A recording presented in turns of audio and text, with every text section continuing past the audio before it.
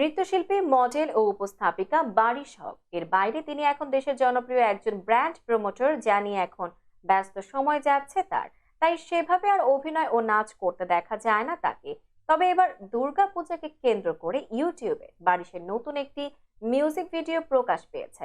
গানের শিরোনাম লাগছে কেমন। গানটি মুক্তি পেয়েছে ৩রা অক্টোবর ইন্টেক্স মাল্টিমিডিয়া ইউটিউব চ্যানেলে।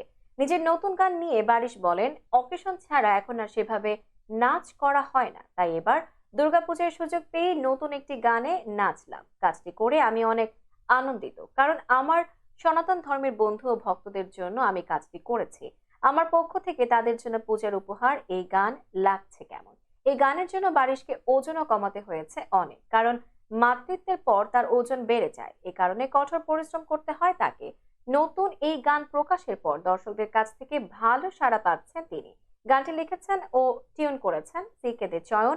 গানটির নৃত্য পরিচালনা করেছেন ইভান শাহরিয়ার সোহাগ। গানটি গেয়েছেন জয় জয়সওয়াল, স্নিগ্ধা, রীতা রায় ও অনিন্দিতা সাহা অধি।